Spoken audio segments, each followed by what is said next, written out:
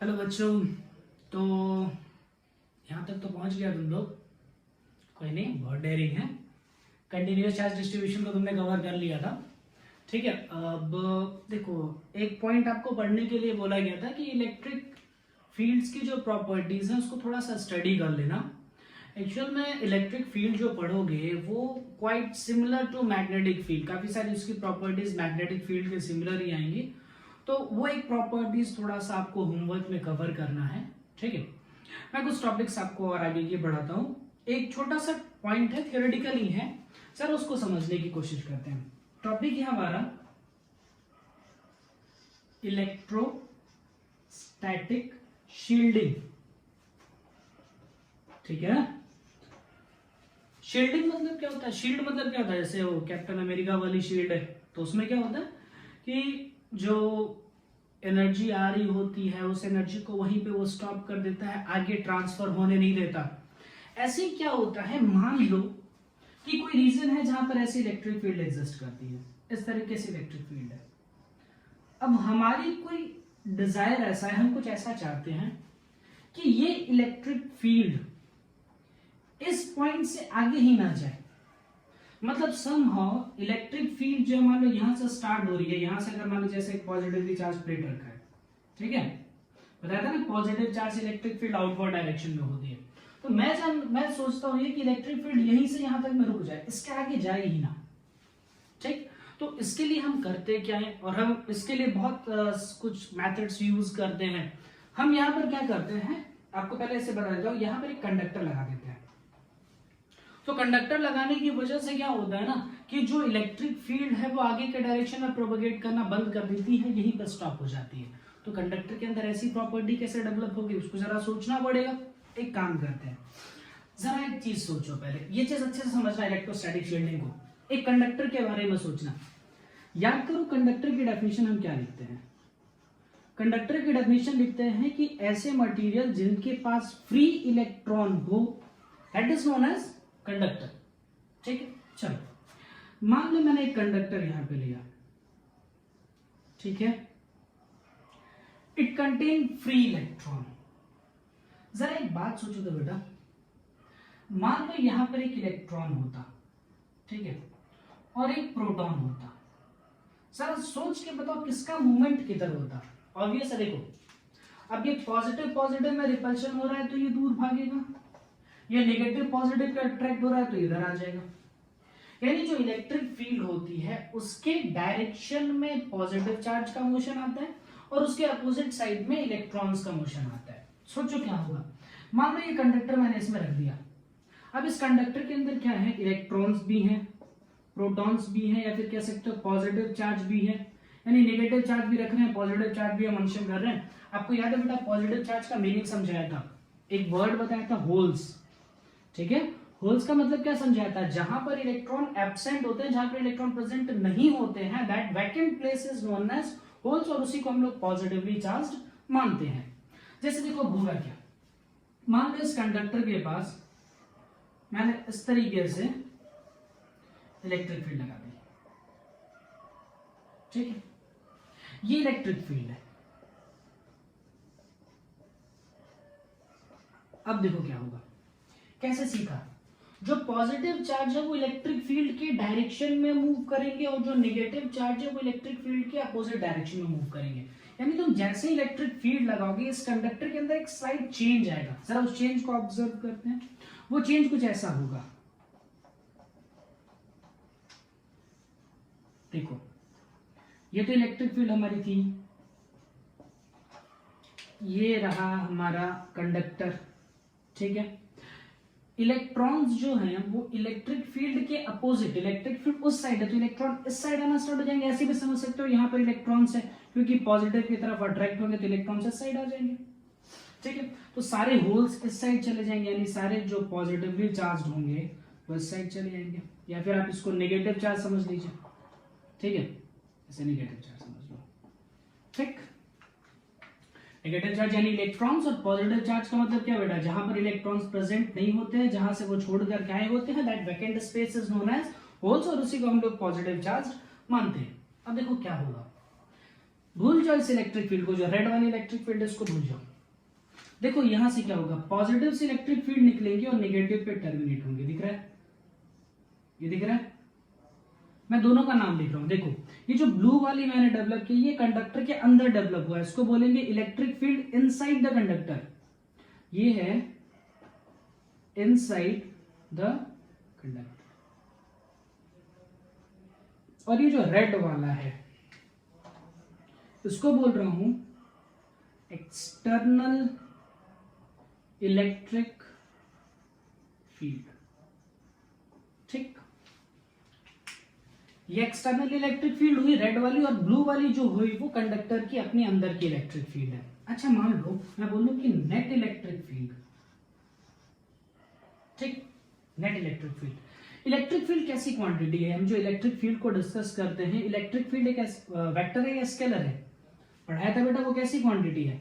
Vector quantity है, तो उसका वेक्टर एडिशन होना चाहिए। वेक्टर एडिशन मतलब क्या? एक्सटर्नल इलेक्ट्रिक फील्ड इस तरीके से, इंटरनल इलेक्ट्रिक फील्ड इस तरीके से, यानी नेट इलेक्ट्रिक फील्ड अगर लिखने जाएंगे तो ई एक्सटर्नल माइनस ई इंटरनल 0, क्योंकि दोनों बराबर होते हैं, अमाउंट में दोनों बराबर होते हैं। जितना पॉजिटिव चार्ज यहां डेवलप हुआ उतना ही निगेटिव होगा, उतना ही पॉजिटिव यहां डेवलप होगा। यानी net electric field inside a conductor is 0। Inside a conductor electric field 0 होती है। अच्छा इसका मतलब क्या समझ में आता है? देखो जरा मैं एक काम करता हूं, इसका रिजल्टेंट ड्रॉ करता हूं, रिजल्टेंट एक डायग्राम बनाता हूं। देखो रिजल्टेंट डायग्राम किस तरीके से बनेगा। ये पॉजिटिवली चार्ज है, जैसे ही तुमने यहां पर एक कंडक्टर रखा, यहां पर निगेटिव चार्ज आ गए यानी इलेक्ट्रॉन्स आ गए, और यहां पर होल्स बन चुके थे। क्या माना जाता है कि पॉजिटिव चार्ज से इलेक्ट्रिक फील्ड निकलती है और नेगेटिव पे टर्मिनेट होती है, तो ऐसा होगा। Net electric field inside the conductor कितना हो जाएगा? 0। लेकिन अब यहां पॉजिटिव से तो इलेक्ट्रिक फील्ड निकलेंगे ना। अब बोलोगे सर आप तो गलत बोल रहे थे, आप तो कह रहे थे कि बीच में हम कंडक्टर लगा देंगे तो एक्सटर्नल इलेक्ट्रिक फील्ड जो है वो आगे प्रोपोगेट नहीं करेगी, वहीं पर स्टॉप हो जाएगी।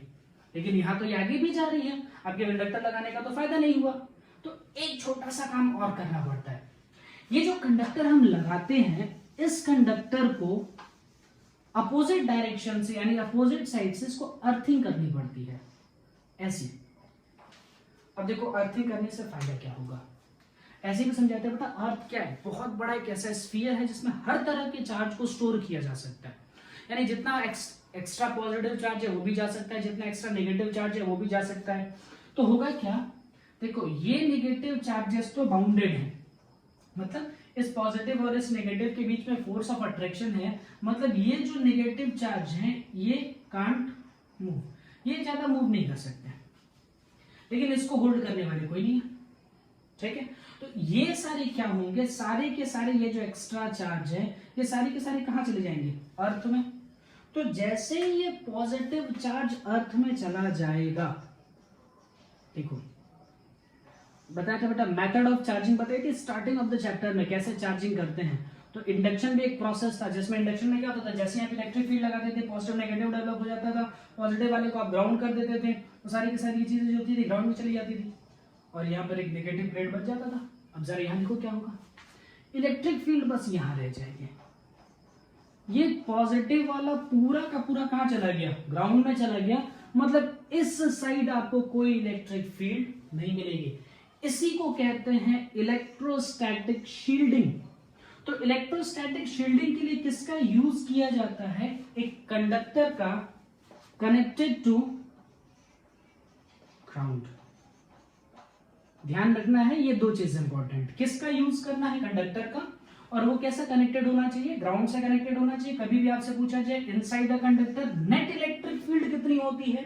0। रिजल्टेंट इलेक्ट्रिक फील्ड 0 होती है। ठीक है, चलोगे हमारा, आगे बढ़ते हैं। देखो दूसरा टॉपिक है इलेक्ट्रोस्टैटिक शील्डिंग, तो हम समझ गए। एक नेक्स्ट टॉपिक है हमारा इलेक्ट्रिक डाइपोल। जो हमारा नेक्स्ट टॉपिक है वो बच्चा इलेक्ट्रिक डाइपोल। थोड़ा नाम से समझो, डाइपोल दो पोल होने चाहिए इलेक्ट्रिक, यानी वो कहीं ना कहीं चार्ज से रिलेटेड होना चाहिए। तो देखो क्या होता है, इलेक्ट्रिक डाइपोल किसको कहते हैं कि अगर मान लो एक पॉजिटिव चार्ज और एक नेगेटिव चार्ज, एक पॉजिटिव चार्ज और एक नेगेटिव चार्ज, दोनों का मैग्नीट्यूड सेम, ठीक है, लेकिन दोनों का sign opposite, when they are separated by a distance, वो कुछ दूरी पे रखे गए हो, दिस सिस्टम, इस पूरे सिस्टम को हम कहते हैं इलेक्ट्रिक डाइपोल। ये पूरा चीज जो है इसको कहा जाता है इलेक्ट्रिक डाइपोल, ठीक है। अब देखो क्या करना होता है इसमें, एक्चुअल में जो चार्ज के बीच की जो डिस्टेंस है ना, ये तो दोनों के चार्जेस के बीच की डिस्टेंस है, ये ली जाती है 2a। ध्यान से चीज का रखिएगा, चार्जेस के बीच की डिस्टेंस ली जाती है 2a। क्यों ऐसा किया जाता है, इसके पीछे के लॉजिक को समझो। मान लो मैं 2a की जगह ना लेकर के अगर l रखता, ठीक, और इस डाइपोल से बोलता, अगर मान लो मैंने ऐसा वर्ड लिखा होता है x distance from dipole, dipole से x डिस्टेंस पे, तो ऑब्वियस है अगर आपको डिस्टेंस मेजर करनी है तो आपको क्या करना पड़ेगा, जो डाइपोल है डाइपोल के सेंटर से चीजों को मेजर करना पड़ेगा। अगर हम डाइपोल के सेंटर से चीजों को मेजर करें तो ये रहा डाइपोल का सेंटर, ठीक है। यहां से बोलूंगा कि यहां से x डिस्टेंस पे ये पॉइंट है P, मान लो, ठीक है, ऐसे लिखेंगे ना। अगर मान लो मैं ये वर्ड लिखूं x distance from dipole, dipole से x डिस्टेंस है तो ऑब्वियस है उसका जो मिड पॉइंट होगा वहां से x डिस्टेंस पे आप जाओगे। तो अब प्रॉब्लम ये हो जाएगी कि मान लीजिए मैं Q पॉइंट से P की डिस्टेंस देखो, यहां से नेगेटिव चार्ज से P पॉइंट की डिस्टेंस देखो, तो ये डिस्टेंस पूरी L थी, ये वाली कितनी आ जाएगी L/2, ये वाली कितनी आ जाएगी L/2, तो ये डिस्टेंस हो जाएगी x माइनस L/2, ठीक। और अगर मान लो यहां से मैं डिस्टेंस लिखूं तो ये डिस्टेंस आप लिखोगे x प्लस L/2। अब ये कैलकुलेशन में आपको ये परेशान करेगा, L/2 आपको कैलकुलेशन में परेशान करेगा, इसलिए इन चीजों से बचने के लिए ऐसा किया गया है कि जो पॉजिटिव या नेगेटिव चार्जेस हैं इसके बीच के डिस्टेंस को मान लिया गया है 2a। तो अगर आप सेंटर से डिस्टेंस लिखोगे, मान लो मैं अब यहाँ पे अगर 2a डिस्टेंस मान करके सेंटर से डिस्टेंस लिख रहा हूं, ठीक है, तो क्या होगा, मान लो यहां से x डिस्टेंस लिखूं, तो नेगेटिव चार्ज से इसकी जो डिस्टेंस हो जाएगी वो हो जाएगी x माइनस है, और पॉजिटिव चार्ज से जो इसकी डिस्टेंस हो जाएगी वो हो जाएगी x प्लस है, ठीक है। तो ये कैलकुलेशन वाइज थोड़ा सा क्या हो जाएगा, इजी हो जाएगा। इस वजह से ऐसा कहा जाता है कि इलेक्ट्रिक डाइपोल क्या है, तो इलेक्ट्रिक डाइपोल एक सिस्टम है जिसमें एक पॉजिटिव चार्ज होता है, एक नेगेटिव चार्ज होता है, equal in magnitude and they are separated by a distance of 2a, ठीक है। डाइपोल, इलेक्ट्रिक डाइपोल की डेफिनेशन याद रखेंगे। इसमें एक मैथमेटिकल टर्म होता है, वो मैथमेटिकल टर्म कहा जाता है डाइपोल मोमेंट। देखो डाइपोल मोमेंट को लिखा जाता है P से, ध्यान से सुनना, डाइपोल मोमेंट को लिखा जाता है P से। ये थोड़ा सा याद करना पड़ेगा, ये लर्निंग के लिए आपको काम आता है। ये इलेक्ट्रिक डाइपोल से डाइपोल मोमेंट बना हुआ है। डाइपोल मोमेंट एक्चुअल में ये एक वेक्टर क्वांटिटी है, तो ऑब्वियस है इसकी दो चीजें होंगी, एक तो इसका क्या होगा मैग्नीट्यूड, और दूसरा क्या होगा इसका डायरेक्शन, ठीक है। देखो मैग्नीट्यूड कैसे याद रखना है, डाइपोल मोमेंट का मैग्नीट्यूड होता है चार्ज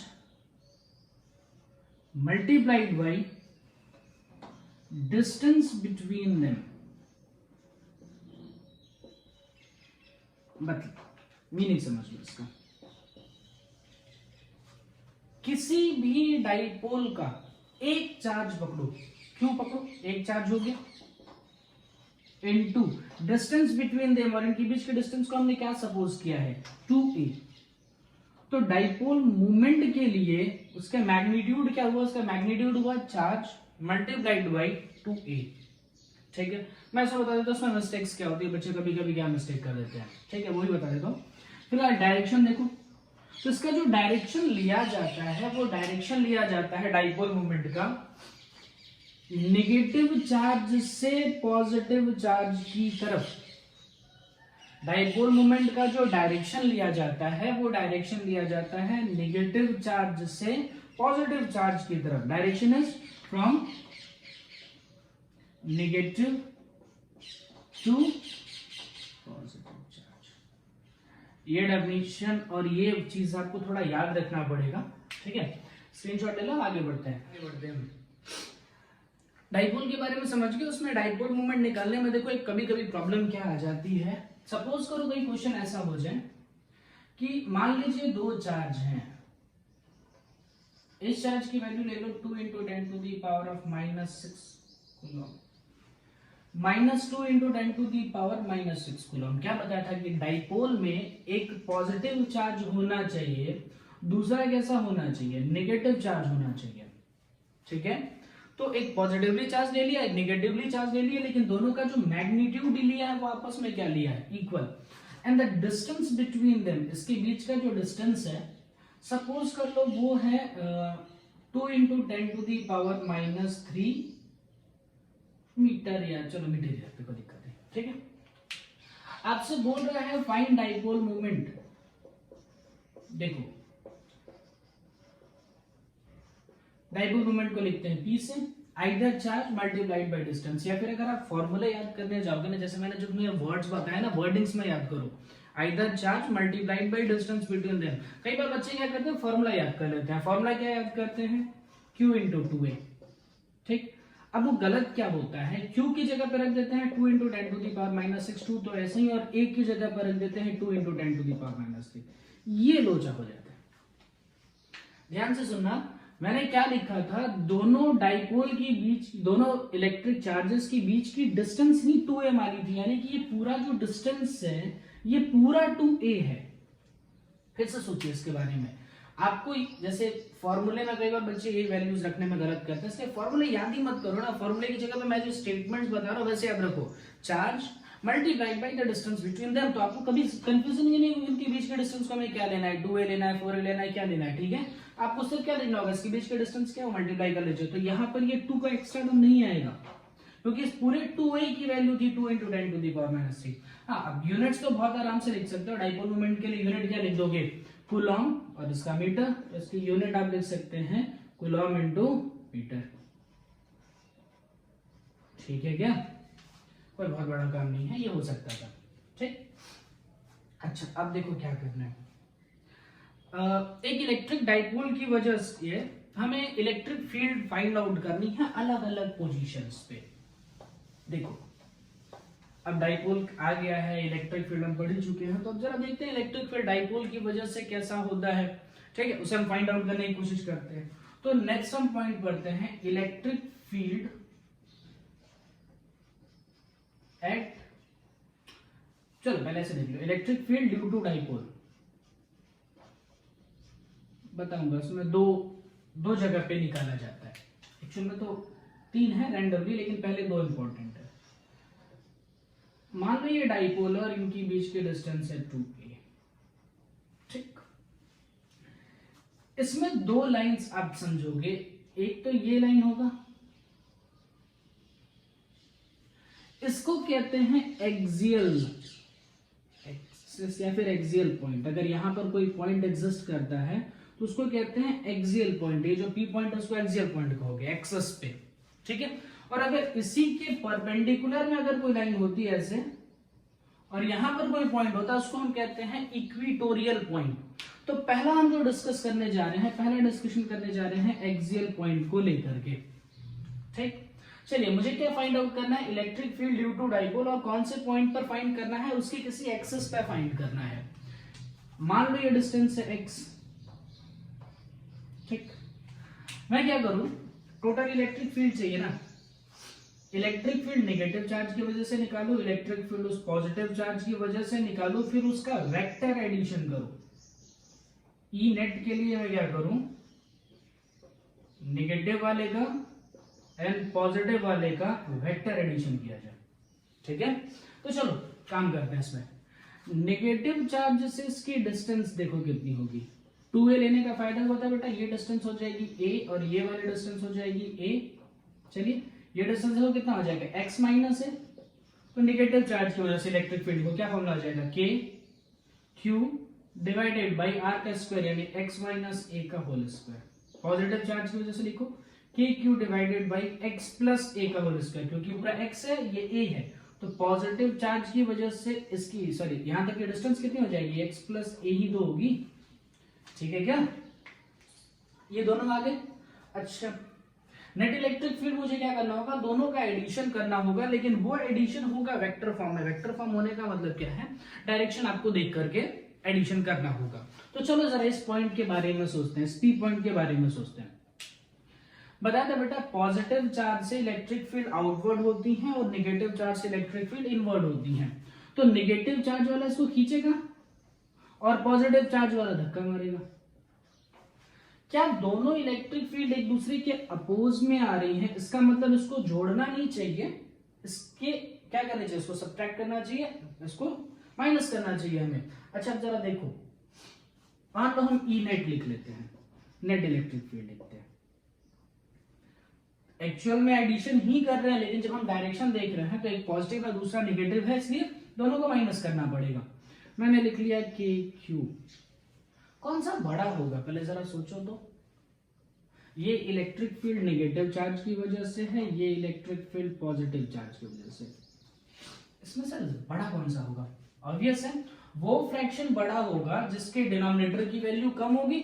अब यहाँ पर है x माइनस ए का होल स्क्वायर, तो इसके डिनोमिनेटर की वैल्यू कम होगी तो इसकी इलेक्ट्रिक फील्ड की वैल्यू क्या होगी, ज्यादा। इसका डिनोमिनेटर ज्यादा है तो इसका इलेक्ट्रिक फील्ड क्या आएगा, कम।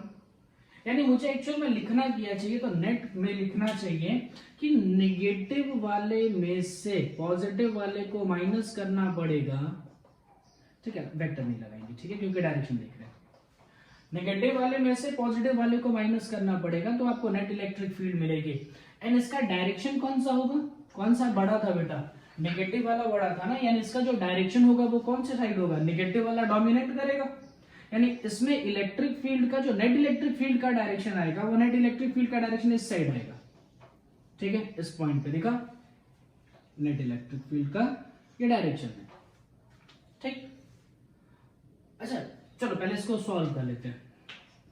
के क्यू तो कॉमन आ जाएगा बेटा, ठीक है, इसको सॉल्व करिए, क्या हो जाएगा, 1 माइनस एक्स माइनस ए का whole sorry 1 upon x minus a का होल स्क्वायर, ये minus 1 upon x plus a का होल स्क्वायर, तोड़ दो से, ठीक है, ये क्या हो जाएगा, x प्लस ए का whole square minus x minus a का होल स्क्वायर डिवाइडेड बाई, ये देखो a minus b a plus b, x square minus a square का होल स्क्वायर, के क्यू बाहर रहा। अब ब्रैकेट खोलना, तो ब्रैकेट जब ओपन करोगे बेटा तो इसमें x का स्क्वायर और a स्क्वायर कैंसिल हो जाएंगे, बचेगा यहाँ पर 2ax, यहाँ पर ही बचेगा 2ax, दोनों जुड़ जाएंगे, क्या आ जाएगा, k q 4ax divided by x square minus a square का whole square. Net electric field है क्या, ठीक है। अब देखो अगर आप थोड़ा सा इसमें मैं कुछ चेंजेस करता हूँ, चेंजेस क्यों कर रहा हूँ बताऊंगा अभी थोड़ी देर में। मान लो उसको यहाँ 2 ही रहने देता है, उसको 2 कर देता। ध्यान से जरा ये जो मैं सर्कल कर रहा हूँ ना, जो सब सर्कल कर रहा हूँ उसको देखना, q into 2a, q into 2a क्या बनेगा, charge multiplied by distance between them, क्या डाइपोल मूवमेंट बना गया। इसलिए लिखिए तो जरा, इस इलेक्ट्रिक फील्ड को लिखा जा सकता है 2kp x divided by x square minus a square का होल स्क्वायर, ठीक है। चलो इसका स्क्रीनशॉट ले लेना, ठीक है, मैं इससे मिटा रहा हूं, अभी खत्म नहीं हुआ है, ठीक है, 2 मिनट और है।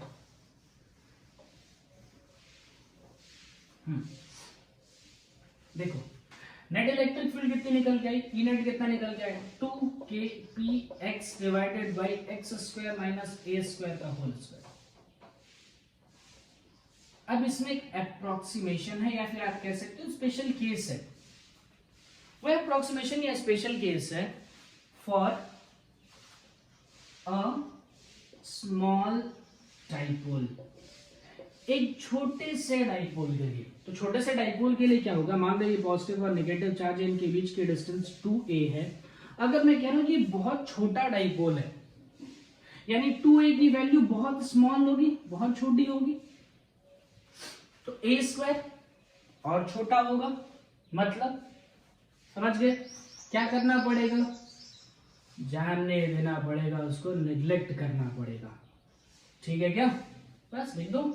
नेट इलेक्ट्रिक फील्ड कितनी आ जाएगी 2kpx divided by x to the power 4, क्योंकि ए स्क्वायर को आपने निग्लेक्ट किया। सॉल्व कीजिए, कितना आएगा बेटा 2kp/x³। ठीक, ये याद रखना है।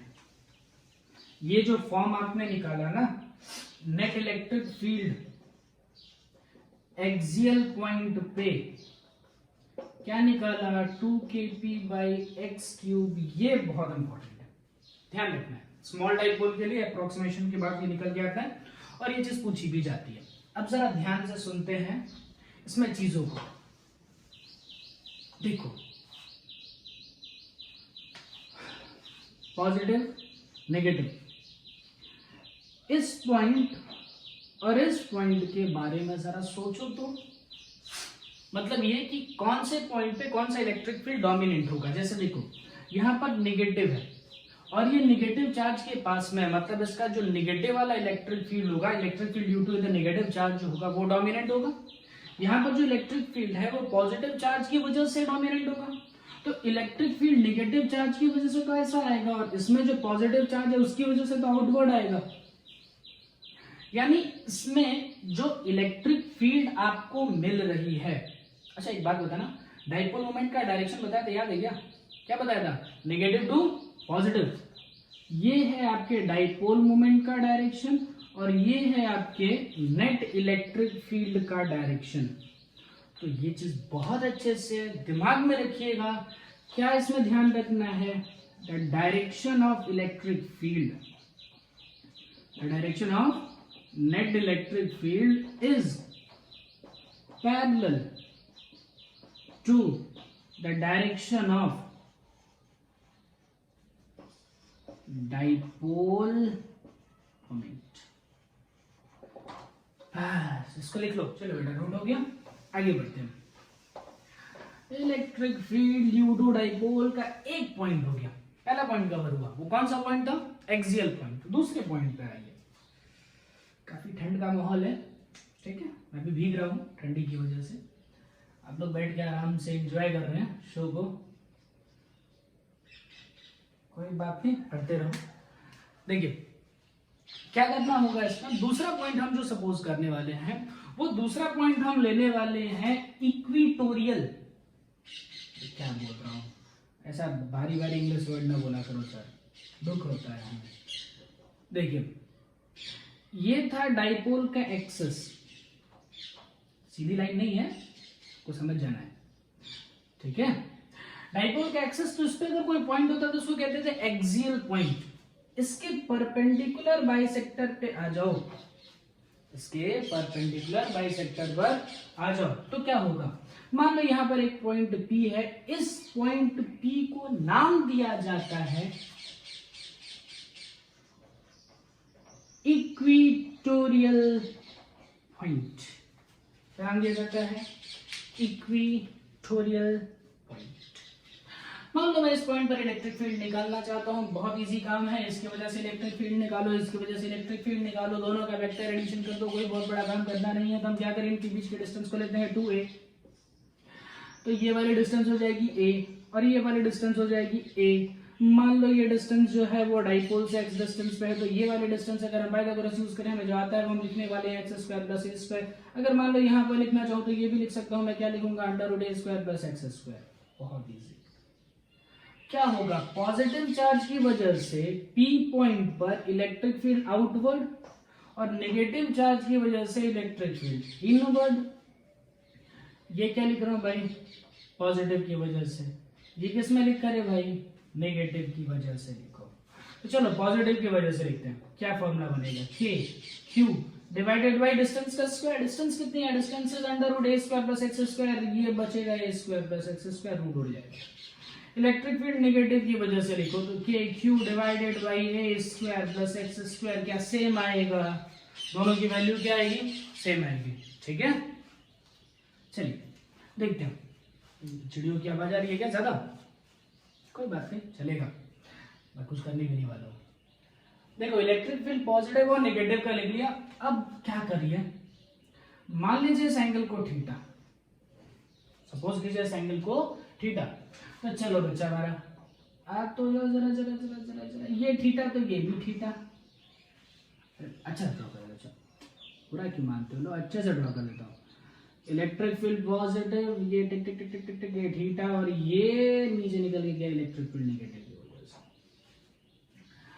अच्छा देखो दोनों ट्रायंगल को अगर देखो, ये वाला ट्रायंगल दिख रहा है और ये वाला ट्रायंगल दिख रहा है, दोनों तो कॉन्ग्रुएंट ही होंगे क्योंकि देखो दोनों 90 डिग्री, ये वाला सिमिलर और ये भी ए है ये भी है, कॉन्ग्रुएंट है, मतलब ये भी कितना बनेगा थीटा। अच्छा देखो तो सर ये z बन रहा है टिडिंग टिडिंग टिडिंग, मतलब ये एंगल भी कितना आएगा थीटा।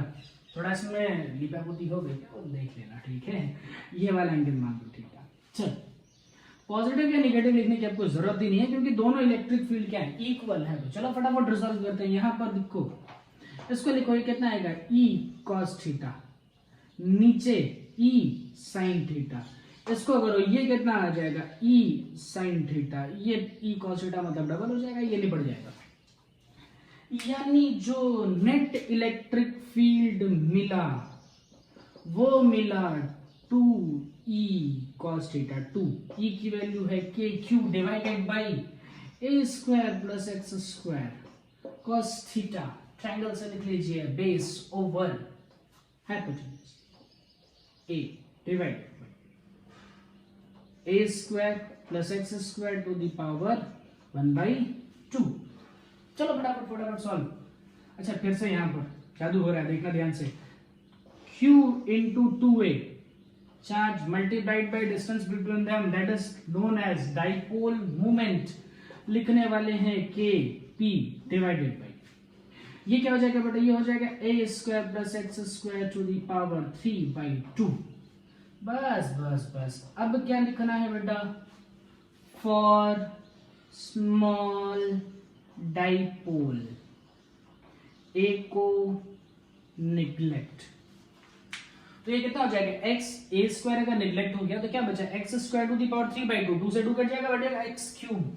तो इलेक्ट्रिक फील्ड कितनी आई भाई, वो आ गई के पी बाई एक्स क्यूब। याद रखना है, ये चीज याद रखनी है, ठीक है। फिर इसकी जादू की चीज देखो, ध्यान से सुनना। अगर मैं बोलूं डाइपोल मोमेंट का डायरेक्शन, तो डाइपोल मोमेंट का डायरेक्शन होता है फ्रॉम नेगेटिव टू पॉजिटिव, ये है डायरेक्शन ऑफ डाइपोल मोमेंट। और मैं बोलूं नेट इलेक्ट्रिक फील्ड का डायरेक्शन, तो नेट इलेक्ट्रिक फील्ड का डायरेक्शन इस तरीके से बढ़ा है, ऐसे। यानी यहां पर अगर मुझे स्टेटमेंट लिखना होगा तो मैं क्या लिखूंगा, the direction of net electric field is anti parallel to the direction of dipole moment. इसके पहले वाले में कैसा आया था बेटा, जब हम एक्सियल पॉइंट पे निकाल रहे थे तो डाइपोल मोमेंट का डायरेक्शन इसके पैरेलल आया था। अभी कैसा आ रहा है, डाइपोल मोमेंट का डायरेक्शन इलेक्ट्रिक फील्ड के डायरेक्शन के एंटी पैरेलल आ रहा है, ठीक है। इसे हम फटाफट लिख लेते हैं।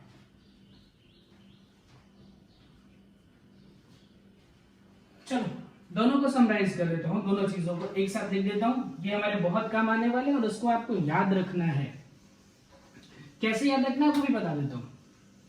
देखिए इलेक्ट्रिक फील्ड हम निकाल रहे थे, क्या निकाल रहे थे भाई, इलेक्ट्रिक फील्ड। ये कौन सा पॉइंट, एक्सियल। ध्यान से देखना, एक्सियल में डेरिवेशन में कहीं भी आपको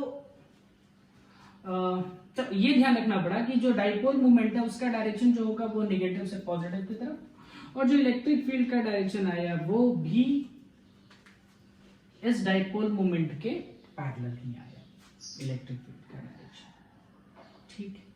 और वैल्यू कितनी आई, 2kp/x³, यही याद रखना है, ठीक है। अच्छा टिंग टिंग टिंग टिंग टिंग टिंग टिंग, इस पॉइंट को क्या बोला गया था, इक्वेटोरियल। इसकी वजह से निकाला ये आउटवर्ड, ये इनवर्ड, तो नेट निकाला गया तो नेट ऐसे आया था ना भाई अभी अभी डेरिवेशन में। यानी क्या होगा, अगर मैं इक्वेटोरियल पॉइंट के बारे में बात करूंगा तो वहां पर electric field is anti parallel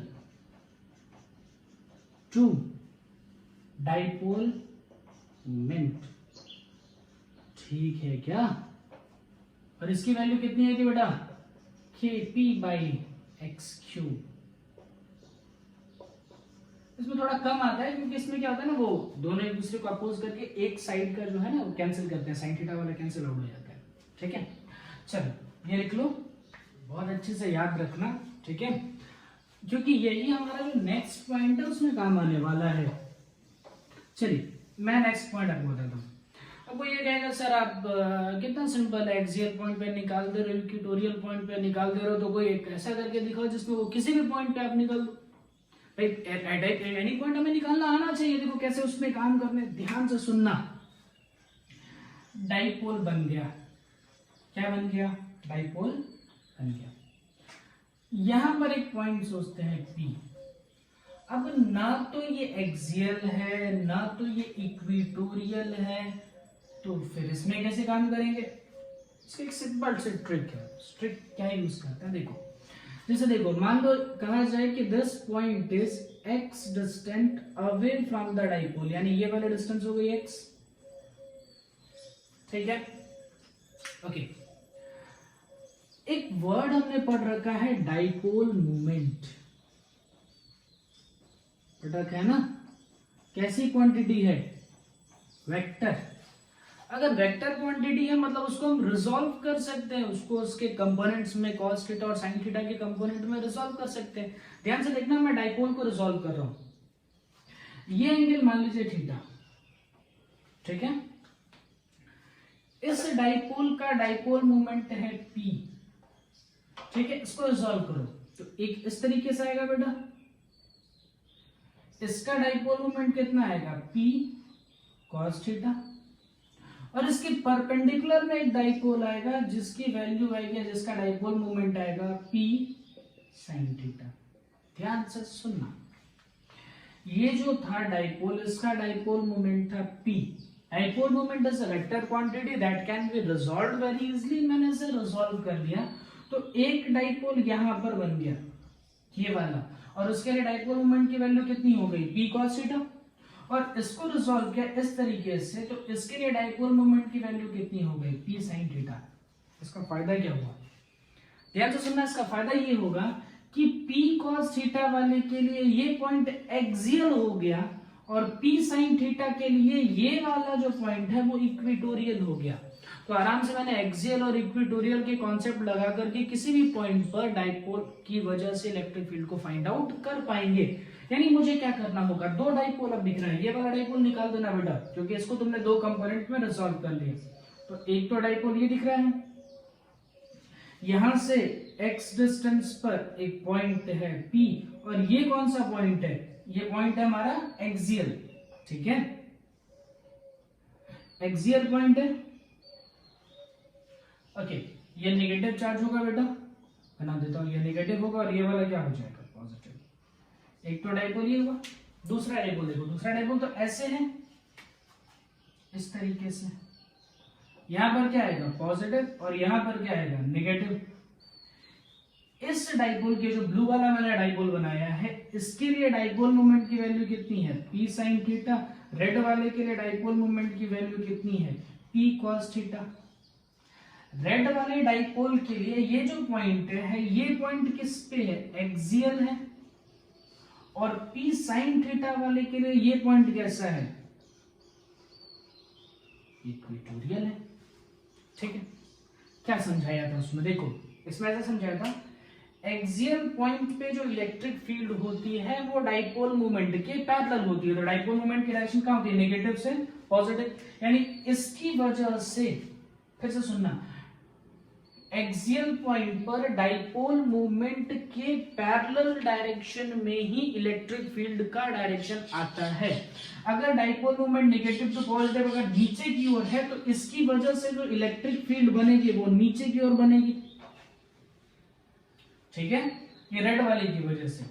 अब इसका देखो, इसका डाइपोल मोमेंट क्या है, नेगेटिव से पॉजिटिव। जब हमने पढ़ा था इक्वेटोरियल में, तो इक्वेटोरियल में आता था एंटी पैरेलल, तो ये ऐसे है बेटा, ठीक। इसका एंटी पैरेलल तो ऐसा होगा, यानी इस पॉइंट पर इक्वेटोरियल, अगर मैं देखूं इक्वेटोरियल पॉइंट्स के लिए देखूं तो ये एंटी पैरेलल मतलब इस तरीके से आता है।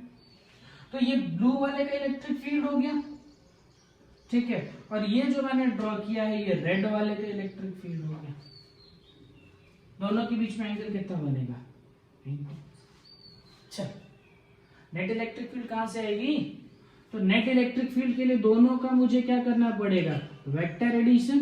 तो रेड वाले का प्लस ब्लू वाले का वेक्टर एडिशन कर दूंगा। अब ये रेड ब्लू नहीं करता है, ठीक है, ऐसे लिखना वहां पे, तो आपको एग्जाम में ऐसे लिखना पड़ेगा।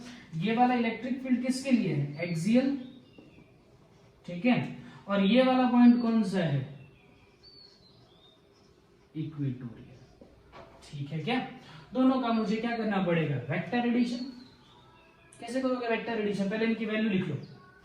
एक्सियल के लिए क्या बताया था बेटा? क्या आता था एक्सियल के लिए? 2kp/x³ और इक्वेटोरियल के लिए क्या आता था? kp/x³। तो इक्वेटोरियल के लिए अगर मैं लिख रहा हूं तो लिखूंगा kp/x³, लेकिन यहाँ p की जगह पर इक्वेटोरियल पे क्या है? p sin थीटा, ठीक है, ये क्या बन गया?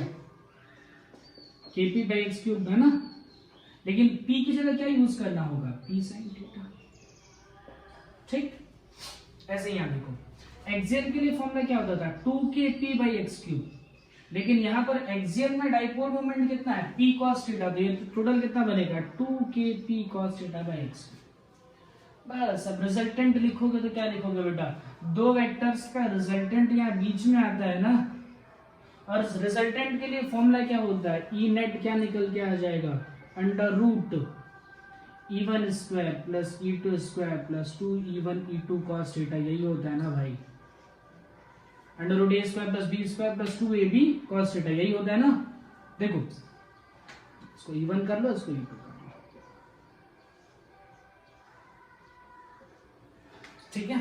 ओके, एंगल कितना है? 90, cos 90 कितना हो गया? 0। नेट इलेक्ट्रिक फील्ड लिखते हैं, बहुत इजी काम। देखो नेट इलेक्ट्रिक फील्ड एक लाइन में आ जाएगी। नेट इलेक्ट्रिक फील्ड कितना आया? देखिए p sin θ/x³, ये है 2kp cos θ/x³। एक काम करिए, जरा स्क्वायर कर दीजिए। उससे अच्छा एक काम करना, थोड़ा सा सिंप्लीफाई हो जाएगा। kp/x³ kp/x³ है ना, कुछ उसको एक टर्म मान लो, जैसे y मान लो, तो ये हो जाएगा y sin θ, ये हो जाएगा 2y cos θ। कैलकुलेशन इजी पड़ता है, कोई बहुत बड़ा सा काम नहीं कर रहा हूं, उसको लेट ऐसे सपोज कर रहा हूं, लेट सपोज कर रहा हूं कि हम क्या कर रहे हैं, लेट्स kp/x³ को कुछ y मान लेते हैं। तो ये क्या हो जाएगा बेटा? y sin θ, ये हो जाएगा 2y cos θ। स्क्वायर करना है ना, तो क्या हो जाएगा? y sin θ का whole square plus 2y cos θ का होल स्क्वायर।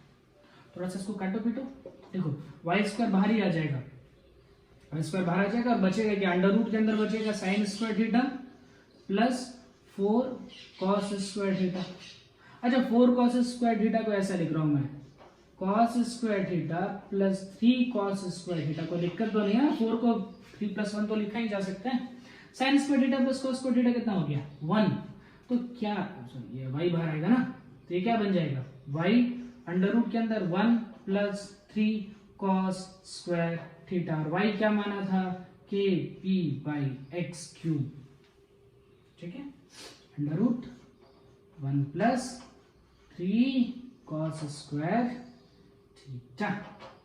आ गया नेट इलेक्ट्रिक फील्ड, ठीक है।